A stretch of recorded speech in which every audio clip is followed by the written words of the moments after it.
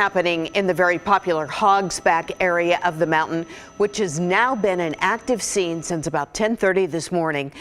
Problem is with these warmer temperatures, they're making the snow and ice unstable.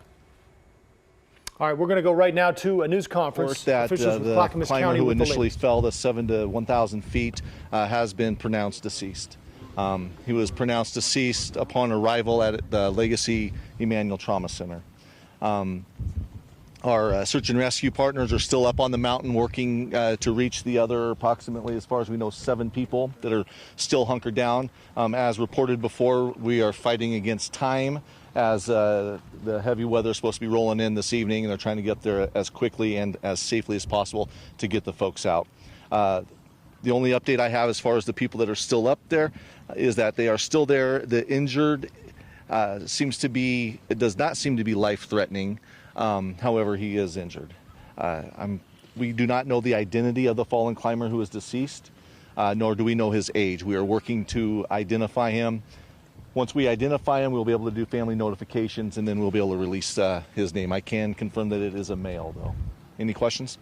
You had talked about another group that was higher up above the area where the folks were stranded. Have they been able to make it down into the Hogsback area? I do not know their location at this point. Can you describe conditions for us on the mountain right now? I think people asking, how does something like this happen? Sure. I mean, it's a beautiful day. You would think the conditions are great. However, I mean, the elevation up there at Hogsback is 10,500 feet. It only goes higher from there. So the conditions here are going to be much different up there. Up there, it is colder. The wind is stronger, and because of the warm up that we had today, ice is melting, which is creating fallen ice and falling rock, and it is treacherous up there. That's treacherous for not only the climbers, but it's treacherous for the rescuers. Brian, just to recap, you said the man hoisted up by the chopper has died. That is correct. And do you have a specific count, more specific count on the rest who are still stuck? Again, we're still stuck with the number 7 to 8. We don't have anything more than that. Okay.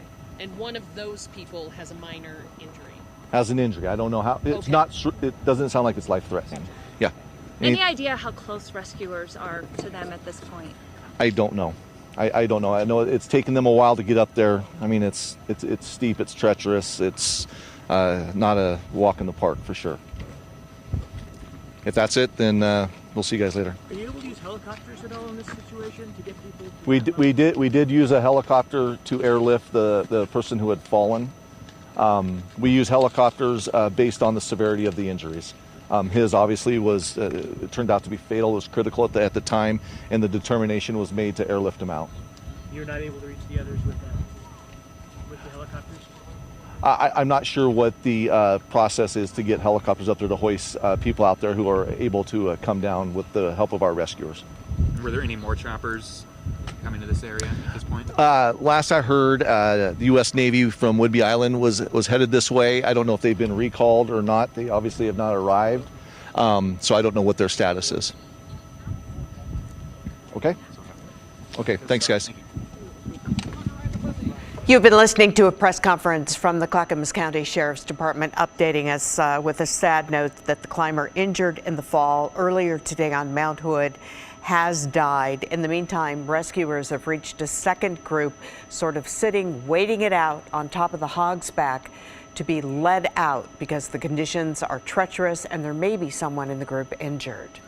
This Hogsback area, as you look at it here from Sky 8, it's sort of deceptive because it appears to be a flat area. But if you've climbed Mount Hood, you know that stretch called the Hogsback really comes to a point, and it is what you're seeing where these folks are standing right now is about as level as it gets around in that area of the Hogsback. But it is sort of a place where you can gather yourselves and get ready for the final push up the last part of the summit if you're heading up. And Tracy, I don't know, was the climber who died, was he on his way up or down, had we heard? The early information we had is that he was on his way up, had gotten past the Hogsback area and slipped into a more treacherous region and then fell that 700 to 1,000 feet. Well, that is where it gets far more difficult and technical from a climbing standpoint. And as we know now, this is where this climber had run into trouble and fell some 700 to 1,000 feet where he died. Let's get right to Pat Doris now. Pat?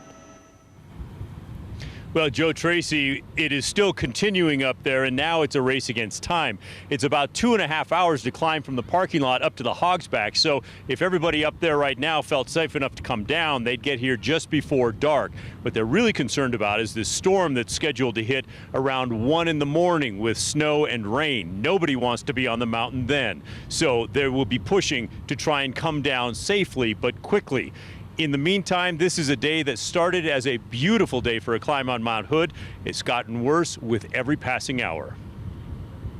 The alarm went out with a cell phone call. A climber called from far up on the mountain at 10:30 in the morning. When Sky 8 arrived, we could see fellow climbers working to save the one who fell, doing CPR. The caller said the climber had fallen off the Hogsback and slid down an icy slope as far as 1,000 feet, the equivalent of an 83-story building. Wyatt Peck and others started to climb the mountain this morning, but turned back because of the dangerous ice. It was rime ice, so it was like a layer of ice that had frozen on top of another layer of thicker ice. Oh, wow. So you were trying to like kick steps or get tools in, and you couldn't get security from it. It was kind of just breaking off and crumbling. And yeah, like I said, it was so hard and steep that even experienced climbers were having a hard time. And as we watched from Sky 8, we saw the CPR continue. Some in the group tried to shield the others from the late morning rockfall. This is why teams typically want to reach the summit at daybreak and be back safely in the parking lot by noon. It always takes a long time to mount a rescue on Mount Hood, and it seems so close, but it's really not. 2.5 hours after that call for help, an Oregon Army National Guard helicopter was on the scene, lowering a medic. Down below, the CPR had potentially continued the entire time, an astounding 2.5 hours. We watched as the helicopter hoisted the hurt climber up, then went back for the medic, and then flew directly to Emmanuel Hospital in downtown Portland. Meanwhile, the day is wearing on, becoming afternoon, the snow growing more treacherous by the moment.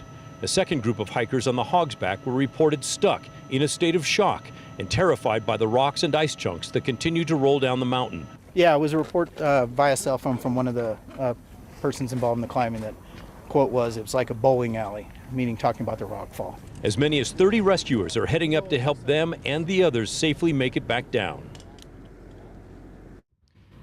And we do know that at least one or maybe two teams of rescuers have reached those folks on the Hogsback. The 304th Pararescue Team is still on their way up.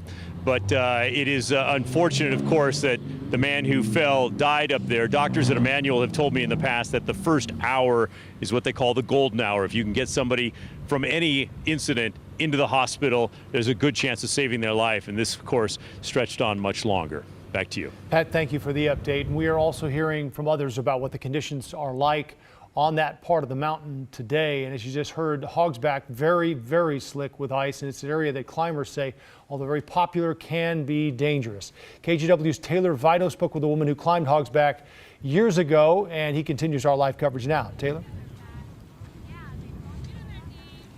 Well, and Joe, that woman told me that some parts of Hogsback can be deceivingly steep. Now, she climbed that area about 4 decades ago, and while certainly some climbing technology may have changed over that time, that part of the mountain still remains tricky. I met that former climber in the parking lot here of the Y East Lodge while she was getting done skiing. She tells me her kids have gone on Hogsback before, and they enjoy climbing up there. She went in June, all that time ago, when she was climbing herself. That compares to February, when those climbers were up today, of course. Another climber told me that getting back down from the summit of Hogsback is the hardest part of the mountain. Many climbers were struggling today, I'm told.